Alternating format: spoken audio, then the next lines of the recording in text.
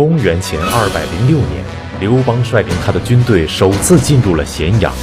刘邦的率先入关，意味着他离关中王的位置越来越近。如果楚怀王熊心和项羽信守，那么关中王就非刘邦莫属。那么刘邦能如愿吗？河南大学王立群教授为您讲述系列节目《大风歌》第4集，率先入关。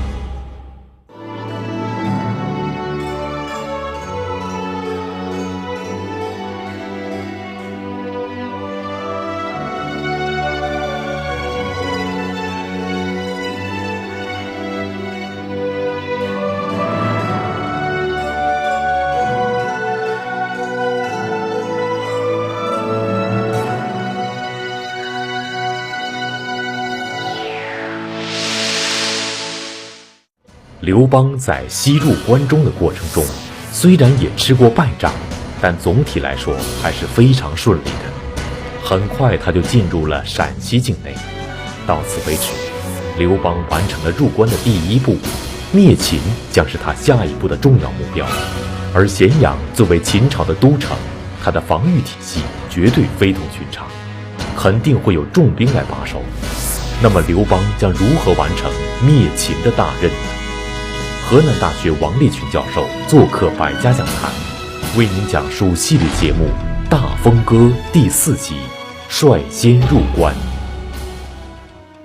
刘邦过了南阳郡以后，就进入了陕西境内。进入陕西境内以后，他遇到的第一个险关就是武关。我们上一集讲过，关中之地叫四塞之地，四面4个关，南边就是武关。武关历来是兵家必争之地，这个地方非常险。后边武关的后边是少溪山，地势险峻，前面也很险峻，向东走又是盘山道。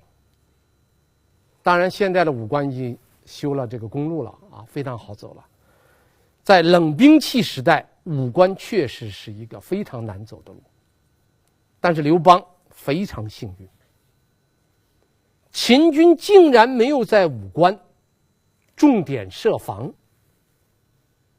所以刘邦迅速的就通过了武关。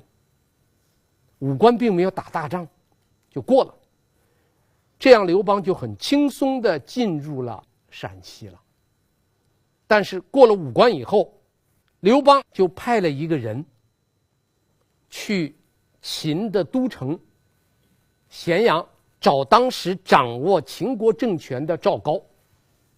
刘邦也玩政治啊，他一方面用军事手法打，另一方面派人去找赵高，要联络赵高。刘邦派的人还没有回来，赵高就把秦二世给杀了。杀了秦二世以后，赵高又主动派人来联系刘邦。赵高提出来的建议是，赵高给刘邦2个人要越分关中，咱俩商议一下，关中哪一块是你的，哪一块是我的。刘邦没有答应。就在这个关头，秦王子婴被扶上台以后，又杀了赵高。我们在秦始皇后面都讲过，杀了赵高以后，秦王子婴搜集了一下关中所能够调动的军队，派重兵到瑶关设伏，阻挡刘邦的进军。所以瑶关就成了刘邦必须要打的一仗，这一仗非打不可。那么面对秦军的设防，刘邦这时候的心情非常急迫，因为他已经进入了关中之地了，只要能过了瑶关，迅速的打到蓝田，就逼近秦都咸阳，他就可以大功告成了。关中王唾手而得，指日可待。在这种情况下，瑶关这一仗，刘邦决定硬打。他派了他手下的2万军队，准备和瑶关的秦军来一个生死对决。这个时候刘邦手下到底有多少军队，史书没有记载。但是我们前面讲过，李基在陈留见刘邦时说过一句话，说你搜集的散兵不满10000人，你想进入强秦，这说明刘邦在取陈留之前军队不到1万。当然在南阳他收围边了不少部队，这个时候他派出2万军队，所以我估计这就是刘邦的全部家底儿了，2万人全拿出来要给秦军对决。就当刘邦做了决定以后，被一个人阻拦了。谁反对他呢？又是张良。张良说，秦兵上强，你拿你的2万人去给秦军打，太冒险了。张良不同意再这样办。张良说，这个仗义能怎么打呢？他说，我已经做过调查了，姚关的秦军守将，他家里是做生意的，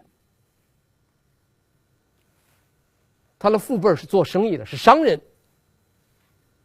既然是商贾出身，这种人往往贪利，所以想办法贿赂他。刘邦听完以后，就想到了他手下的顶级说客李夷基，又派李夷基出来了。李夷基带了重金前去拜见秦军的姚关守将。当然具体怎么谈的，司马迁全部没有写，我们不知道了。但是只知道一个结果，姚关的秦军守将收了重礼以后，立即转变立场，答应联合刘邦共取咸阳。李夷基把这个消息传过来，刘邦高兴极了，就准备和姚关的秦军联手一块儿去攻打咸阳。这个决定做出来以后，又被一个人阻止了。谁呢？还是张良。张良说不行，这只是秦军的将领愿意投降了，他的士兵是个什么态度我们不知道。现在不能这样办，最终要怎么办呢？趁着现在秦军的将领准备投降和咱们联合攻打咸阳这个机会，他一定是戒备最松的时候，咱们趁机用咱们的2万人去打他。这是第一步。第二步，你还要派出人散出一个风声，在姚关的前面大张旗鼓的让人准备5万军队的军粮，就让姚关的守将知道咱们有5万军队。第三点，你在附近的山上树林里边，只要有山头比较高的地方，树林里边全部插上我们的旗帜，赶快做旗帜，满山遍野到处插旗。这叫什么呢？这叫疑兵。刘邦又采纳了，然后突然进攻姚关守将，守将猝不及防，被刘邦打得大败。因为姚关守将没有想到啊，刘邦送了那么重的礼，两家谈那么长的时间，最后呢达成协议，联合灭秦。达成协议了，刘邦突然之间又给了自己致命一击，没有想到。所以在这种情况下，姚关守军被打败了。打败以后，刘邦乘胜追击，一直追到蓝田。在蓝田，秦王子婴又调集了他关中最后的军队，在蓝田和刘邦决战。结果这一仗，刘邦再次大胜。所以子婴最后就开创了中国历史上皇帝投降的一种模式。以后历代皇帝投降都采用秦王子婴创造的一种模式，叫细敬遗祖，白马素车，奉天子媳妇，降指道旁。这话什么意思呢？脖子上挂个绳啊，不是领带啊，挂个绳子，然后素车白马，用白马是表示要投降了，车不要任何装饰，然后自己亲自捧着天子的玺和符，玺是皇帝的印，符是调动军队的那个符节，然后再指到就西安附近，跪在那儿等刘邦来投降了，秦王子婴投降了，刘邦就这样进入了咸阳。这一年刚好是公元前206年的10月。刘邦一进入咸阳，摆在他面前的问题，第一个问题就是杀不杀秦王子婴。子婴是什么人呢？子婴是秦帝国的象征，是秦帝国的代表，他也注定了是秦帝国的替罪羊。人们所有对秦的仇恨，最后都集中在子婴的头上。所以这个人物，从他登上秦王的位置上开始，就注定了他是一个悲剧人物。他的命运取决于义军的决定。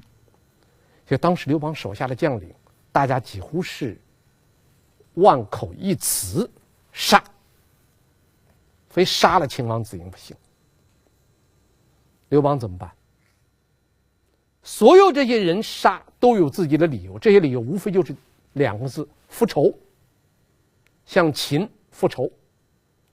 刘邦是要复仇还是放弃复仇？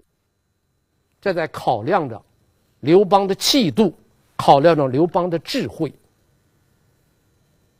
刘邦怎么办呢？刘邦讲了一番话，在所有的部下都主张杀的时候，刘邦认为说，当年楚怀王熊心派我西行入关，就说我是个长者。我既然是个长者，人也已经投降了，我再把人家杀了，这叫长者所为吗？是个长者就不能做不是那个长者不能干的那些事情。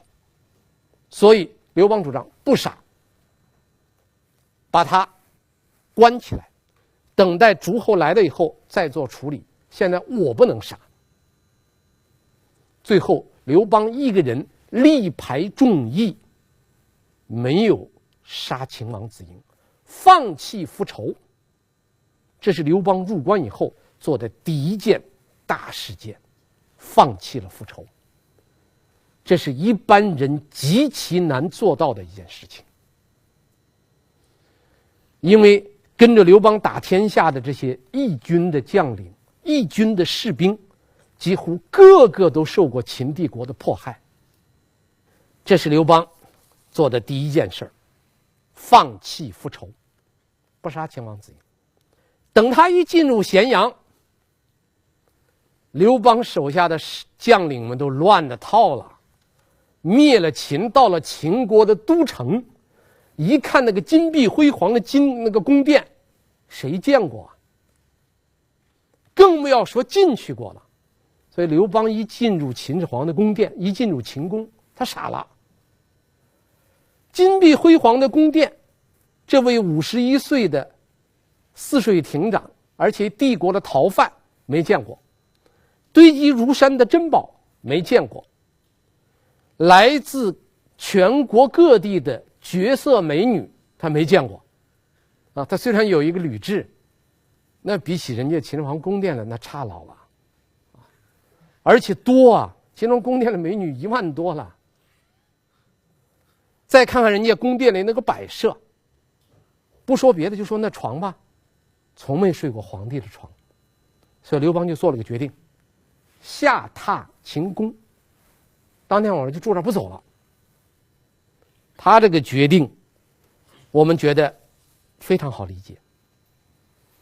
那么刘邦决定下榻秦宫，它是非常多的因素造成的。如果你要把它概括起来，就是2个字：欲望。就是一种欲望。这种欲望是对权力的渴求，对美色的渴求，对物质享受的渴求。它是许多欲望最后综合到一块儿，导致刘邦做的决定下杀秦公。但是这个决定立即遭到了2个人的反对。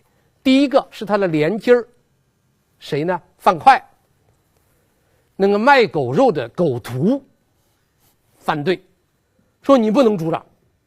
但是他这个连襟儿呢是个大老粗，讲不出道理，就说你不能在这儿住。那刘邦当然不听了。第2个反对的张良，张良不像这个范哙啊，范哙是啥也说不出来，就说你不能在这儿住。张良说出道理来了。第一，你是怎么进入秦宫的？你想想你是怎么进来的？要不是秦国的国君暴虐无道，激起天下百姓的反对，你乘势而来，你能进入秦宫吗？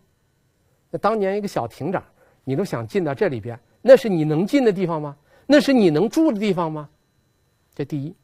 第2，你想想，作为一个为天下清除暴君的人，他该怎么做？生活应当简朴啊！你进入秦宫的第1天，你就想住到这儿，那你这不是走已经覆灭的秦王的老路吗？史记的原话叫助桀为虐，我们现在有个成语叫助纣为虐。你这不是做错了吗？这第2点。第3点，作为一个想干大事的人，该怎么样对待别人的忠告呢？史记写了2句我们到今天都流传的口头禅，叫忠言逆耳利于行，毒药苦口利于病。它不叫良药，史记的原文叫毒药苦口利于病。张良就说了这3条，刘邦啥话也不说，站起来还军坝上，还在野外扎了个大营，就住在坝上，从秦宫里边搬出来了。所以刘邦入关以后办的第一件事放弃复仇，第2件事还军坝上，这需要很大的勇气，因为这就是我们经常说的要战胜自己，很难的。秦帝国能在3年之间迅速灭亡，最重要的原因，它是民心尽失，完全失去了民心，老百姓都不支持他。所以怎么样争取民心，是考量一个政治家是不是成熟的一个最重要的标志。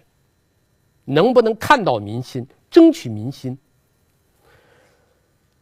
刘邦是公元前206年10月入关，进入咸阳，进到咸阳里边的。11月，刘邦就下了个令。这个命令在中国历史上非常有名，是这么几句话：父老苦秦，克法久矣，诽谤者卒，偶语者弃市。说秦地的父老乡亲呐，受秦代的克法的这个灾难太长了。秦代的法律叫什么呢？诽谤者卒。我们说古代的诽谤和今天的诽谤这2个词的词义不一样。今天的诽谤呢，是没有根据的说一个人的坏话，这叫诽谤。我们还有一个罪叫诽谤罪，你诽谤别人是犯罪的。古代什么叫诽谤呢？古代的诽谤就是在背后议论一个人，叫诽谤。所以秦代当时秦始皇的历法中间就有一条，你只要在背后议论秦国的一些事情做得不对，这就叫诽谤者。什么罪呢？灭族。偶语弃市。什么叫偶语啊？2个人在大街上见面，2个人就站在那叽咕说一番话，偶语。偶就是2个人呢，2个人站在一说话，弃市，立即拉出去杀了。这就是秦代的法律。所以刘邦他说，我给诸侯们约定，先入关者望之，做关中王，我就应当做关中王了。那怎么办呢？我宣布，从今天开始，秦国所有的法律一律终止作废。我们乐法3章：杀人者死，伤人及盗抵罪。3条，杀人的你要抵命，杀人者死；伤了别人，或者是偷了别人的东西，你自己要承担法律责任。就这3条，其他全部废了。这就是中国历史上鼎鼎大名的乐法3章。这个乐法3章可以说是刘邦入关以后争取民心最重要的一环。大家可不要轻易的看着乐法3章就这么几个字，因为这几个字包含了至少3层重要的含义。第一，化繁为简。秦代的法律呀，太繁琐，太苛刻了，所以我们称之为苛法。刘邦把这个那么繁琐的法律一句话废掉，我就这3条，这叫化繁为简。当然，这3条按我们今天来看，不具备操作性。杀人者死，你知道杀人有多少种情况？伤人及盗抵罪，那么违反法律的，除了杀人、伤人、偷东西，还有大量的犯罪。这3条能概括得了吗？3条根本不足以概括整个天下的犯罪，也不足以用这个东西来维持社会秩序。但是它这个化繁为简，虽然它操作起来没有操作性，但是化繁为简深得民心，特别是关中的老百姓，他就是秦国人。秦始皇统一之前就受商鞅变法以后那个苛法的束缚，那家里不知道多少人受了秦法的迫害。现在刘邦来了，一下子一风吹，全部吹光，然后就剩了3条，老百姓能不高兴吗？这是第一。第二，乐法3章的第2个价值在双向制约。这个乐法3章不但是针对关中老百姓，也针对进入关中的起义军的每一个成员。大家想想，当一个王朝覆灭的时候，胜利者蜂拥而入进入首都的时候，会发生什么样的情况？史书记载，刘邦的军队进入咸阳以后，所有的将领都奔到哪个衙门里边有钱，到那儿去拼命的抓。只有萧何跑到丞相府，跑到御史府去抢图书，抢那个档案资料，他要那个户口登记。其他的将领都跑到有钱的地方去抢。那士兵呢？刘邦一个乐法3章，好了，杀人者死，伤人及盗抵罪。这个不但是对秦国的老百姓，而且对进入咸阳的起义军也有约束，双向制约。改朝换代的时候啊，社会秩序最容易乱，而刘邦的一个乐法3章制约了起义军，也不能够为所欲为。第3点，杀人者死，杀人的人你去死，不提他的家属，这意味着什么呢？废除连坐。秦国的法律有非常苛刻的点，就是连坐。哥哥犯罪了，弟弟是吧？还有姐姐、妹妹、父亲、母亲，全部受连累，这叫连坐。现在一个杀人者死呢，就是说谁犯罪谁受罚，其他人不受株连，把这个连坐给废除了。那对关中的老百姓来说，那是极大的福音呐。所以关中的老百姓一下子全部倒到刘邦这一边，唯恐刘邦不做关中王。然后大家都拿着酒、牛、羊肉、酒来慰劳、犒劳刘邦的军队。刘邦不接受，刘邦说：“我的军粮还够多的，我不需要大家的这个东西。我来到关中是解除你们痛苦的，不是来掠夺你们的。大家的好意我领了，东西拿回去。”这下子，秦地的老百姓就认为刘邦简直是活菩萨了，是当时关中的救世的主人呐。可以说，整个关中的老百姓都成了刘邦的铁杆粉丝，唯恐刘邦不做关中王。应当说，刘邦这3条做的都非常好：放弃复仇，还军霸上，约法3章。这3条是定关中，安定关中。望花车，市井多微扬，尘沙起，红门桥对望。那贤良无为的天下，3章法盖下定汉桥。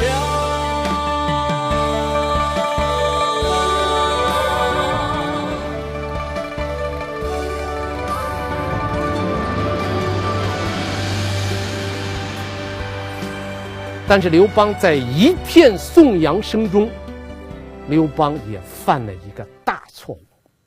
他做了一件错事，这一件错事足以毁掉他2年多来所做的一切努力。什么错事呢？有人向他建议，说关中那个地方太好了，太富饶了，你应当做关中王。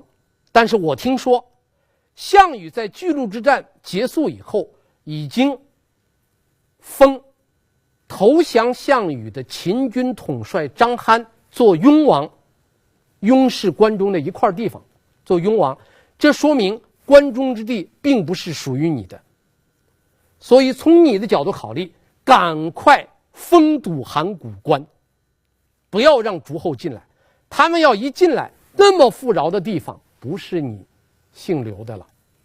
刘邦一听，太对了，立即调兵封堵函谷关。这个封堵函谷是刘邦入关后做的就这一件错事，但这一件错事就要了刘邦的命。为什么呢？这个错事犯的错太大了。第一，封堵函谷是公开与项羽对抗，你对抗得了项羽吗？史书记载，当时是誓师项羽兵40万，号100万，沛公兵10万，号20万。你就说100万对20万是虚的，实的40万对10万，实力悬殊这么大，你公开宣布与项羽为敌啊！你封堵函谷就不让项羽进来，这是第一个。刘邦没有想到的，这是给项羽做上对了。第2条，关中王当年是楚怀王许的，不错。但是现在谁做关中王不是楚怀王管得了的？谁管得了这个事儿呢？项羽。为什么这样讲呢？刘邦进入咸阳灭了秦，项羽巨鹿之战打败了消灭了秦军的2大主力军团以后，刘项2家的地位迅速上升。刘邦项羽地位的迅速上升，意味着原来他们共同的主人楚怀王熊心地位迅速下降。特别是做了诸侯总盟主的项羽，一言九鼎，他的话这个时候就决定着谁能够做关中王。项羽确实是在巨鹿之战以后封秦国的降将张邯做雍王，把关中的一块地划过来给了张邯。这《项羽本纪》记载得很清楚。这个记载这件事的做，意味着透露了4个信息。第一，项羽要取代楚怀王雄心，自己封关中之王。他封了张邯，他不是打个报告叫这个楚怀王来封，他来封，说明什么？项羽要从楚怀王手里边把这个关中之地的分封权夺到自己手中，这是第一个信息。第二，他为什么让张邯做雍王呢？这说明项羽想让自己喜欢的人做关中之王，这第二个。第三，他封张邯只封了一个雍，并不是关中的全部，这意味着什么？这透露出来一个信息，项羽要把关中切成几块分给几个人，不是一个关中王，而是要分给几个人。后来项羽大封18路诸侯王的时候，把关中一分为4，张邯做雍王，建都废丘，废丘就是今天陕西的富平县，陕西的兴平县。第二，司马欣封塞王，然后建都岳阳，岳阳就是今天的西安。第三是董翳，董翳被封为狄王，都高奴，高奴就是今天的延安。这3个王，一个是陕西北部，一个是陕西中部，一个是陕西西部。又封刘邦为汉王，就是都汉中啊，就今天的陕西的汉中。等于把一个关中封了4个王。其实这个信息在巨鹿之战封张邯的时候已经透露出来了。第4个信息，项羽根本不考虑刘邦一个人做关中王的问题，不可能让你做关中王。说明项羽在巨鹿之战以后已经酝酿好了要把关中一分为几，封几个人。